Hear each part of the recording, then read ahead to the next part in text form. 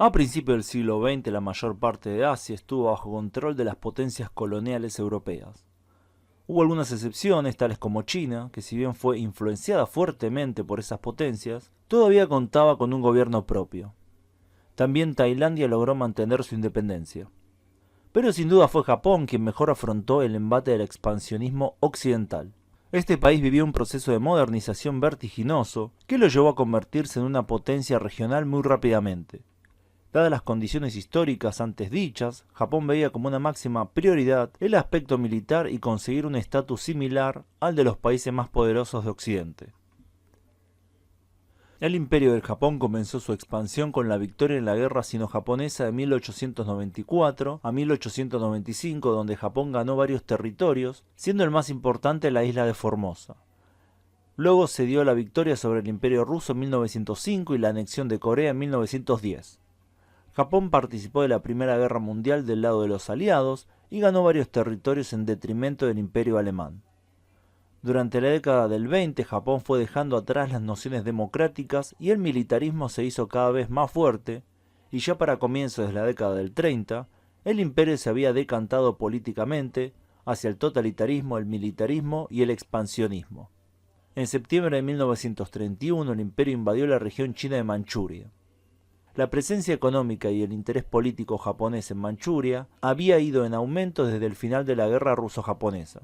La guerra duró 5 meses. El 18 de febrero de 1932, Manchukuo, el estado de Manchuria, fue proclamado por el Consejo Administrativo Supremo del Noreste, que era un ente político nominalmente en control de Manchuria, y el nuevo estado fue fundado oficialmente el 1 de marzo. Fue reconocido por Japón el 15 de septiembre de 1932 a través del Protocolo Japón-Manchukuo. Los japoneses instalaron inicialmente a Puyi, el último emperador de China, como jefe de estado en 1932, y 2 años más tarde fue declarado emperador. Manchukuo se convirtió así en Manchutikuo, el imperio manchú.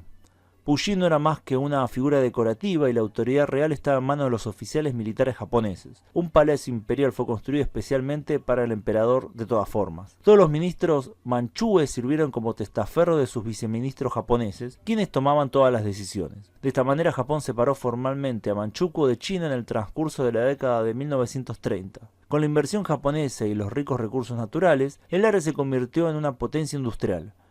Manchukuo tenía sus propios billetes de banco y sellos postales. También se fundaron varios bancos independientes. Y este fue el aspecto más importante para el imperio japonés, la cuestión económica. Todas las demás cuestiones estaban en servicio de esta.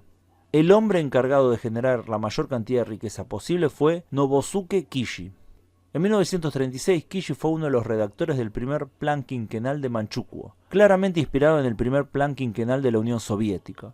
El plan quinquenal de Manchukuo tenía la intención de impulsar dramáticamente la industria pesada con el fin de aumentar enormemente la producción de carbón, acero, electricidad y armas con fines militares. Con el fin de promulgar el nuevo plan, Kishi persuadió a los militares para que le permitieran la entrada de capital privado en Manchukuo, argumentando con éxito que la política militar de tener corporaciones estatales liderando el desarrollo industrial de esa región le estaba costando demasiado dinero al Estado japonés. Una de las nuevas corporaciones público-privadas fundadas para ayudar a llevar a cabo el plan quinquenal fue la Compañía de Desarrollo Industrial de Manchuria, establecida en 1937, que atrajo la asombrosa cantidad de 5.200 millones de yenes en inversión privada, convirtiéndola en el proyecto de inversión de capital más grande del imperio japonés.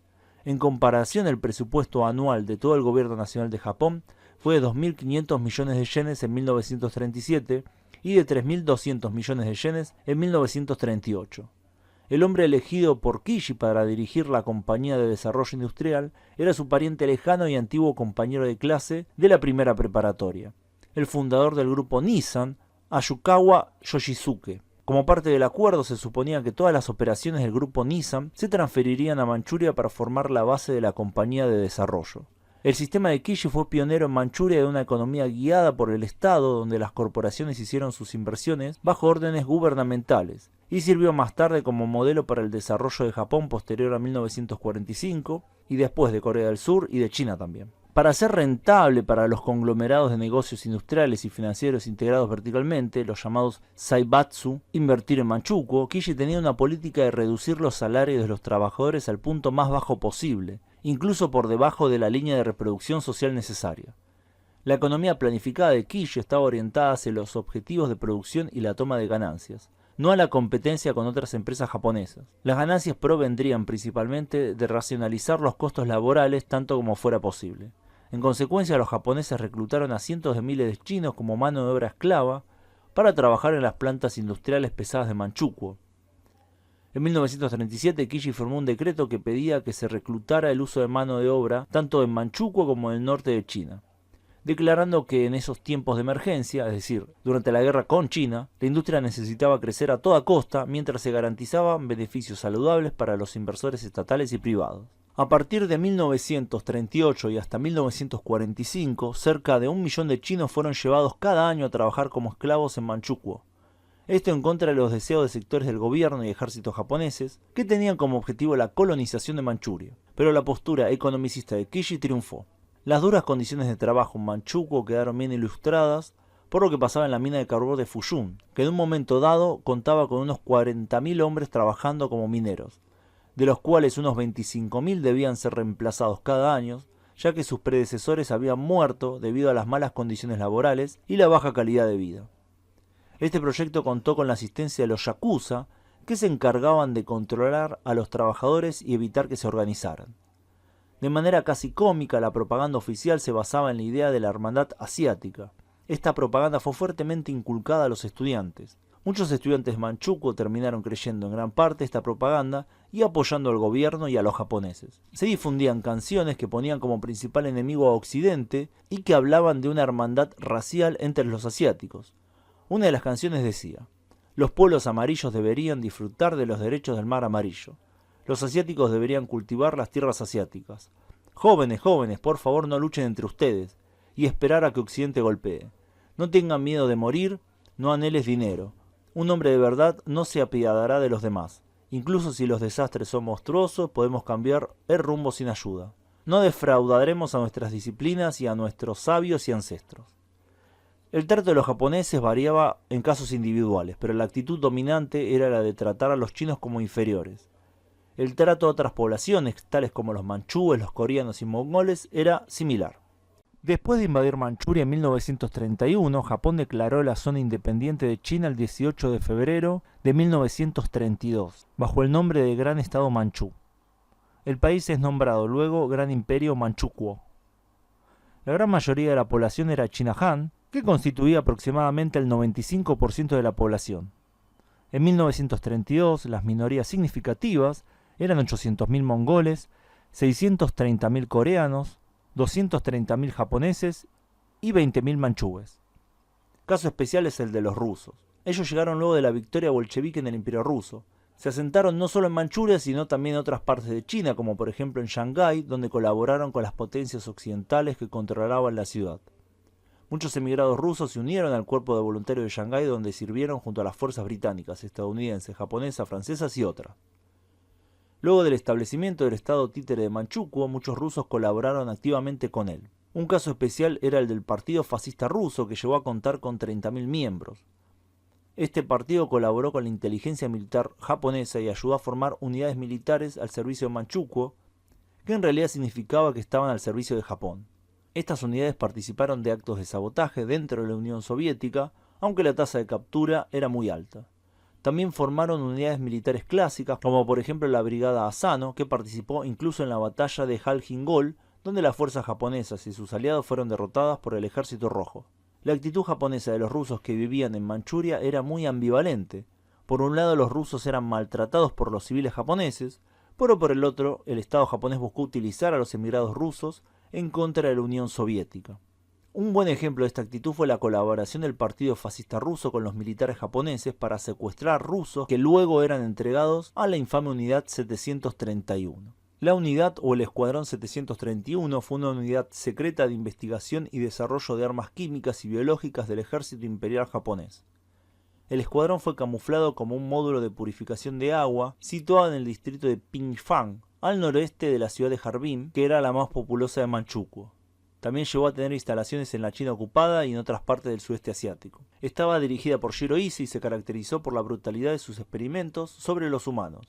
que incluyeron la vivisección sin anestesia, amputamientos, retirar órganos para ver qué sucedía, el uso de prisioneros para ver el efecto de las armas, tales como el lanzallamas, la infección adrede de los prisioneros con todo tipo de enfermedades, entre muchas cosas más. Estos experimentos se realizaban sobre hombres, mujeres y niños que eran tomados de las poblaciones chinas circundantes generalmente, aunque también se experimentó sobre mongoles, coreanos, manchúes y rusos. Al final de la guerra, o luego de que los miembros de la unidad huyeran frente al avance del Ejército Rojo, los Estados Unidos les concedieron secretamente inmunidad a cambio de proveer sus datos de investigación sobre la guerra biológica. Se calcula que las víctimas de los experimentos pueden llegar a 40.000 personas, aunque algunas investigaciones hablan de 10.000. Las víctimas de las armas biológicas desarrolladas allí van de la cifra más baja de 200.000 hasta alrededor de las 600.000. Es difícil saber cuánta gente vivió en Manchukuo durante su breve existencia. Se calcula que la población rural era el 80%. La gran mayoría de la población eran chino-han, con minorías de mongoles, rusos, coreanos y japoneses. El mayor cambio fue la llegada masiva de coreanos y colonos japoneses, que primeramente se concentraron en las ciudades. Así, entre 1931 y 1941, la población japonesa de Sinkin, la nueva capital, pasó de 17.464 a 128.582. La de Mukden de 45.567 a 163.591, la de Harbin de 4.151 a 53.295 y la de Dalian de 102.768 a 192.059. En 1936 el gobierno japonés anunció el lanzamiento de un gigantesco proyecto llamado Millones a Manchuria, con el objetivo de reubicar en las zonas rurales de Manchukuo a 5 millones de agricultores japoneses en un periodo de 20 años. En general se apuntaron al programa las familias más pobres de los pueblos rurales japoneses, que atravesaban una profunda crisis económica desde finales de la década de 1920. Estos colonos fundaron asentamientos agrícolas experimentales diseñados por funcionarios del gobierno y que fueron situados a lo largo de la frontera con la Unión Soviética, siguiendo un plan estratégico del ejército de Kwantung, algo de lo que no fueron informados los nuevos colonos. Cuando se hizo muy difícil reclutar más agricultores, el gobierno creó un nuevo programa llamado las Brigadas Jóvenes Patrióticas, que reclutaba a adolescentes varones para emigrar a Manchukuo. En agosto de 1945, justo antes de la invasión soviética, la población civil japonesa de Manchukuo consistía en algo más de 1,5 millones de personas, de las cuales 300.000 eran colonos. El gobierno japonés manchurio implementó una modernización a gran escala de la infraestructura y de otros aspectos que significó el pasaje de una sociedad casi feudal a otra moderna. El sistema educativo y sanitario también fue modernizado. Pero irónicamente estas nuevas estructuras terminaron siendo un cascarón vacío. El objetivo principal siempre fue la de convertir a Manchuria en una fuente de recursos para la guerra, con el objetivo secundario de colonizarlo. Estas dos realidades chocaron, haciendo que Manchukuo sea una parodia, una mera fachada de un país que nunca existió. Si ponemos el foco en el aspecto sanitario, tenemos que, a pesar de que el sistema de salud pública estaba reformado con la intención de proporcionar asistencia sanitaria accesible para todos, solo los miembros privilegiados de la sociedad pudieron disfrutar plenamente de sus beneficios.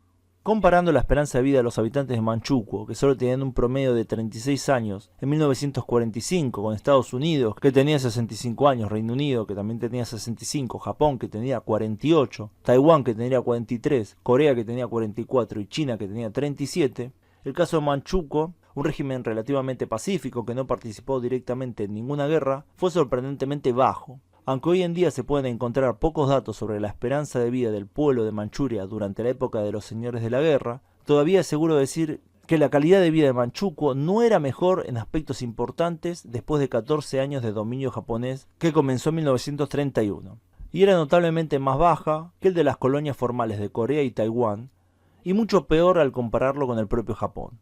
Esto sugeriría que las reformas al sistema de salud pública, que se realizaron a expensas de la medicina tradicional china, tuvo poco o ningún impacto positivo en la situación general de la salud pública. El caso de Manchukuo es, en mi opinión, fascinante por distintos motivos. Por un lado tenemos la cuestión del colonialismo. Manchukuo era una colonia en todo menos el nombre. El colonialismo japonés se inspiró en el colonialismo europeo, dándole un giro propio. Al igual que en otras situaciones coloniales, los japoneses trajeron mejoras en algunos aspectos, al mismo tiempo que oprimían brutalmente a los habitantes de Manchuria.